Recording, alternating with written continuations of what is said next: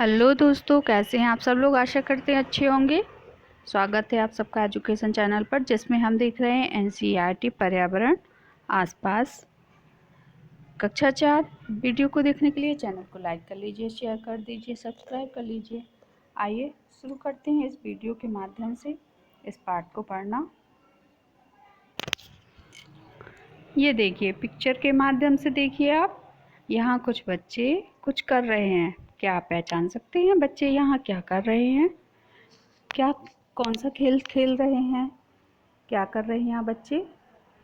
नहीं पहचाना ना? तो आइए जानते हैं इस पाठ के माध्यम से कि बच्चे यहाँ हुतुतु खेल रहे हैं। पाठ 10 हुतुतु। आइए जानते हैं हुतुतु के बारे में कि कितने बच्चे इस खेल में खेलते हैं, कौन कौन इस खेल को खेल सकता है। हुतुतु हुतुतु हुतुतु। Out out out. पाले के एक तरफ सभी लड़कियां जोर से चिल्लाईं, हुतुतु हुतुतु। इधर से पकड़ो पकड़ो। हुतुतु पैर से पकड़ो, पैर से इसका पैर पकड़ लो। हुतुतु। वसुधा इधर आ जा, इधर से पकड़ना। अरे श्यामला का हाथ लाइन को ना छुए, हाथ पकड़ लो उसका। हुतुतु हुतुतु। छूली छूली छूली। ओ आउट आउट। आ आउट आउट। सब आउट हो गए। हो तुम्हारी तो पूरी टीम आउट हो गई। ये था हमारा खेल जो बच्चे खेल रहे हैं। ये देखिए, पकड़ लिया और ये आउट हो गई। क्या कर रही है ये लड़कियां? आउट आउट की आवाज़ें आ रही हैं, तो मतलब साफ है कि कोई खेल खेला जा रहा है। तुम इस खेल को किस नाम से जानती हो? चेडू गुड्डू, हुतुतु, हाडूडू, छूच किटकिट, कबड्डी या कुछ और? श्यामला को जब 6 लड़कियों ने घेरा और पकड़ लिया तो सबको लगा वह आउट हो गई। किसी ने उसके पैर दबोचे, किसी ने हाथ और किसी ने कमर। इस पर श्यामला कहाँ छोड़ने वाली थी। घिसट घिसट कर उसने बीच की लाइन छू ही ली। श्यामला ने जब बीच की लाइन छुई तो दूसरे पाले की सारी लड़कियों ने उसको पकड़ा हुआ था, इसलिए वे सारी आउट हो गईं। परंतु रोज़ी बहस करने लगी। उसका कहना था कि श्यामला की तो सांस टूट गई थी, इसलिए उनकी टीम आउट नहीं थी। श्यामला तो अड़ गई कि उसकी सांस नहीं टूटी। उसने यह भी पूछा कि अगर सांस टूट गई होती तो सब उसको इतनी देर तक दबोचे क्यों रही। काफ़ी बहस हुई, पर अंत में श्यामला की जीत हुई। तो कबड्डी, तुम्हारे यहाँ कबड्डी की एक टीम में कितने खिलाड़ी होते हैं? ये सब कार्य अभी हम अभ्यास कार्य के माध्यम से प्रश्नों को करेंगे।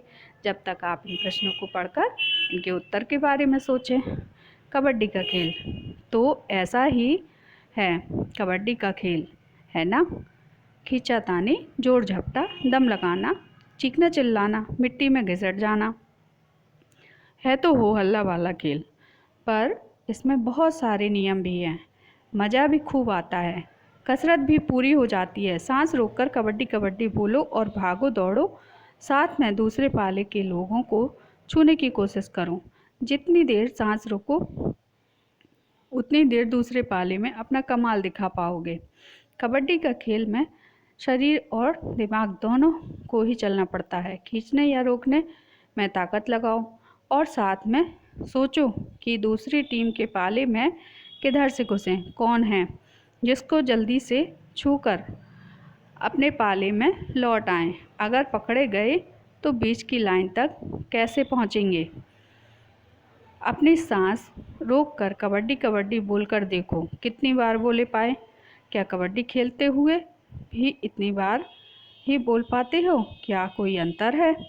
अगली बार जब भी कबड्डी खेलो तब ध्यान देना कि आँख, हाथ और पैर पर कितना ज़बरदस्त तालमेल रखना होता है। श्यामला ने पूरी टीम को एक बार में ही आउट कर दिया। इसका चित्र कॉपी में बनाकर दिखाओ।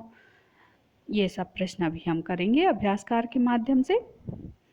पहले हम पाठ को पढ़ते हैं। क्या तुम कबड्डी खेलते हो? क्या तुम्हारे स्कूल में लड़कियों की कबड्डी की टीम है? अच्छा, एक बात बताओ, क्या तुम्हारी दादी और नानी कबड्डी खेलती थी? आज घर जाकर पता करना। क्या तुम्हारे यहाँ लड़कियाँ कबड्डी या कोई और बाहर खेले जाने वाले खेल खेलती हैं? क्या कुछ लड़कियाँ नहीं खेलती हैं? वे क्यों नहीं खेलती हैं? चर्चा करो। ये कौन है? चित्र में देखिए आप, ये हैं कर्णम मल्लेश्वरी। आइए जानते हैं इनके बारे में। क्या तुमने अखबार में अनेक बार में पढ़ा है? कर्णम मल्लेश्वरी एक वेट लिफ्टर हैं। ये आंध्र प्रदेश की रहने वाली हैं। इनके पापा पुलिस में हवलदार हैं। जब ये 12 साल की थी तब ही से वजन उठाने का अभ्यास करने लगी थी। अब वे एक बार में 130 किलोग्राम का वजन उठा लेती हैं। कर्णम ने भारत के बाहर 29 मेडल जीते। इनकी 4 बहनें भी हैं। रोज वजन उठाने का अभ्यास करती हैं। 3 बहनों की कहानी इस प्रकार है। यह फोटो देखो, लगती है कि दादी नानी पर है। ये आम दादियों नानियों से अलग हैं। यह फोटो में तीनों बहनों की ज्वाला, लीला और हीरा, ये मुंबई में रहती हैं। ये तीनों कबड्डी खेलती हैं और दूसरों को सिखाती भी हैं। ज्वाला बताती हैं, हम जब छोटे थे तब लोग लड़कियों को यह खेल खेलने नहीं देते थे। लोगों को लगता था कि अगर लड़कियां छीना झपटी वाला खेल खेलेंगी तो उनसे कोई शादी नहीं करेगा। कबड्डी में लड़कों वाले कपड़े पहनने पड़ते हैं, इसलिए लोग खेलने से मना करते थे। तीनों ही बहनें काफ़ी छोटी थीं जब उनके पिता की मृत्यु हो गई। उनकी माँ और मामाओं ने तीनों को पाला। दोनों मामा खो खो और कबड्डी खेला करते थे। उन्हीं से ही यह शौक उन बहनों में आया। ज्वाला और लीला बताती हैं कि आज से करीब 50 साल पहले जब हमने कबड्डी खेलना शुरू किया था तो लड़कियों के पास कबड्डी खेलने के मौके नहीं थे। माता पिता भी मदद नहीं करते थे, लेकिन हम सोचते थे कि लड़कियों को कबड्डी खेलना ज़रूर खेलना चाहिए। माँ और मामाओं ने हमें कभी नहीं रोका। हम तीनों ने कबड्डी खेलना शुरू किया और अपने मोहल्ले के कुछ लड़कियों को भी खेल में शामिल किया। हमने कबड्डी का एक क्लब बनाया जो आज हमने सालों बाद भी चल रहा है। याद आए वे दिन। लीला और हीरा अपने मैचों के बारे में बड़े जोश से बताती हैं। कई मैच तो वे बिल्कुल हारते हारते जीती हैं, क्योंकि उन्होंने तो मन में ठान लिया था कि कभी हार नहीं माननी है। उन मैचों के दौरान कई बार मज़ेदार घटनाएं भी हुई। एक बार वे दूसरे शहर में एक बड़े मैच खेलने गई थी। मैच शाम को 6:30 बजे शुरू होना था। हम 3 से 6 पिक्चर देखने चले गए। हमने सोचा कि मैच के समय तक वापस पहुंच ही जाएंगे। पिक्चर शुरू हुई ही थी कि हॉल में हल्ला मचने लगा। पता चला कि हमारे मामा हमें ढूंढ रहे हैं। उनके हाथ में एक टॉर्च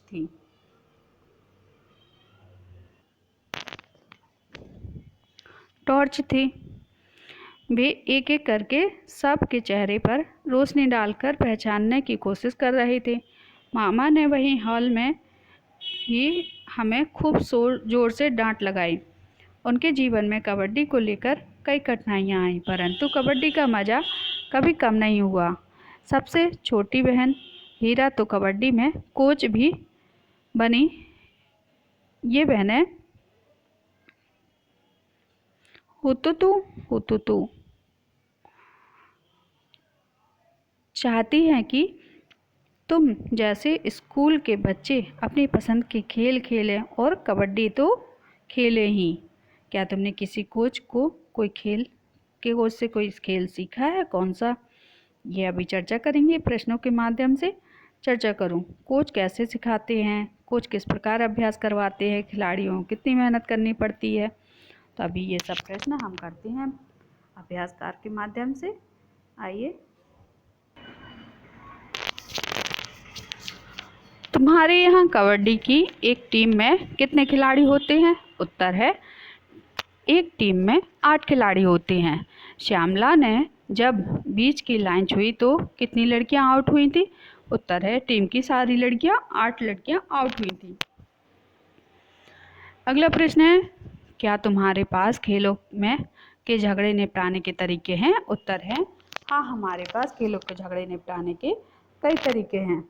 अगला प्रश्न है, अपनी सांस रोको और कबड्डी कबड्डी बोलो, करके देखो कितनी बार बोल पाए? उत्तर है 50 बार। अगला प्रश्न है, क्या कबड्डी खेलते हुए भी इतनी बार बोल पाते हो? क्या कोई अंतर है? उत्तर है नहीं, कबड्डी खेलते हुए भी इतनी बार ही बोल पाते हैं, लगभग 10 बार का अंतर आता है।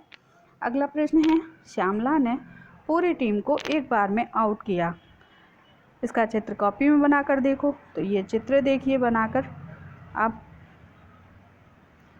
अगला प्रश्न है, आउट होना क्या होता है? कबड्डी में कब आउट होते हैं? उत्तर है जब किसी खिलाड़ी या प्रतिद्वंदी टीम का खिलाड़ी पकड़कर दबोचता है और उसकी सांस टूट जाती है, तो इस स्थिति में उसे आउट करार कर दिया जाता है। जब दूसरे पक्ष का खिलाड़ी किसी खिलाड़ी को छू देता है, उस स्थिति में उसे आउट करार कर दिया जाता है। अगला प्रश्न है, कई खेलों में खिलाड़ी को छूना बहुत ज़रूरी होता है, जैसे खो खो के खेल में छूने से आउट हो जाते हैं और छूने से ही बारी हो जाते हैं, बारी भी आती है, छूने पर ही दौड़ लगाते ना खो खो में। ऐसे और खेलों के नाम बताओ जिनसे छूना बहुत ज़रूरी होता है? उत्तर है छुआ छुई, डूंगा पानी, चोर सिपाही। अगला प्रश्न है, कबड्डी में श्यामला के बीच की लाइन छूने से आउट हो गए थे, ऐसे कौन कौन से खेल हैं जिनमें बीच की लाइन का महत्व है? उत्तर है बैडमिंटन, टेबल टेनिस इत्यादि। अगला प्रश्न है, ऐसे कौन से खेल हैं जिनसे खिलाड़ी के अलावा रंगों या चीज़ों को छूते हैं? उत्तर है खो खो, चीज़ों को छुआ जाता है, रंग पकड़, रंग को छुआ जाता है। अगला प्रश्न है, क्या तुम कबड्डी खेलते हो? उत्तर है हाँ, कभी कभी खेलता हूँ। अगला प्रश्न है, क्या तुम्हारे स्कूल में लड़कियों की टीम है कबड्डी की? उत्तर है नहीं, मेरे स्कूल में लड़कियों की कबड्डी की टीम नहीं है। अगला प्रश्न है, अच्छा एक बात बताओ, क्या तुम्हारी दादी और नानी कबड्डी खेलती हैं? आज घर पर पता करना। उत्तर है नहीं, मेरी दादी नानी कबड्डी नहीं खेलती हैं, क्योंकि उस समय लड़कियों को इस तरह के खेल खेलना अच्छा नहीं माना जाता था। अगला प्रश्न है, क्या तुमने किसी कोच से कोई खेल सीखा है? कौन सा? उत्तर है हाँ, मैंने फुटबॉल स्कूल के कोच से सीखा है। अगर तुम किसी को जानती हो जिसने किसी कोच से कोई खेल खेलना सीखा हो? उत्तर है हाँ, मेरे दोस्त कोच से फुटबॉल और क्रिकेट सीखा है। अगला प्रश्न है, कोच कैसे सिखाते हैं? कोच किस अभ्यास करवाते हैं? खिलाड़ियों को कितनी मेहनत करनी पड़ती है? उत्तर है कोच खेल को बारीकियों से सिखाते हैं। कोच खिलाड़ियों को हमेशा उत्साहित करते रहते हैं तथा अभ्यास के फायदे समझाते हैं।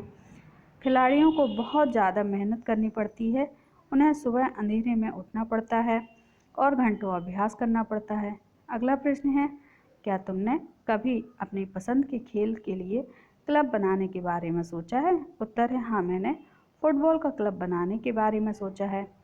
अगला प्रश्न है, मान लो 15 बच्चों को 2 टीमों में बांटकर खो खो खेलना है।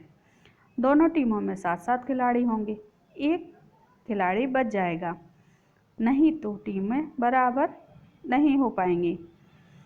ऐसा होने पर तुम क्या करते हो? क्या तुम कभी बीच का बिच्छू बने हो? उसके बारे में बताओ। उत्तर है ऐसा होने पर मैं एक खिलाड़ी को रेफरी बनाता हूँ, मैं भी कई बार रेफरी बना हूँ। अगला प्रश्न है, हर खेल में कुछ नियम होते हैं, वह खेल उन नियमों के अनुसार खेला जाता है। अगर उन नियमों को में कुछ बदलाव कर दिया जाए तो देखें खेल में क्या बदलाव आता है। जैसे क्रिकेट में विकेट या पर से गुल्लियाँ के गिरने पर बल्लेबाज आउट हो जाता है। सोचो, अगर नियम हो कि एक ही बार में तीनों विकेट गिर जाएं तो पूरी टीम आउट हो जाएगी। क्या खेल में मज़ा आएगा? उत्तर है, खेल के नियम कुछ ना कुछ हमेशा बदलते रहते हैं। जैसे क्रिकेट में पहले 20-20 मैच नहीं होता था, इधर कुछ सालों से ऐसा मैच शुरू हुआ कि मैच के नियम बदल जाने से मैच ज़्यादा रोमांचक होता जा रहा है। तो देखा हमने यहाँ कबड्डी के बारे में कि पहले लड़कियों को कबड्डी खेलने नहीं दिया जाता था, पर आज के समय में लड़कियों की कबड्डी की अलग टीम बनाई जाती है और लड़कियां भी कबड्डी खेलकर देश विदेश में अपने देश का नाम रोशन कर सकती हैं, अपने गांव का नाम, अपने घर परिवार का नाम भी रोशन करती हैं और अपने परिवार का पालन करती हैं, पोषण करती हैं।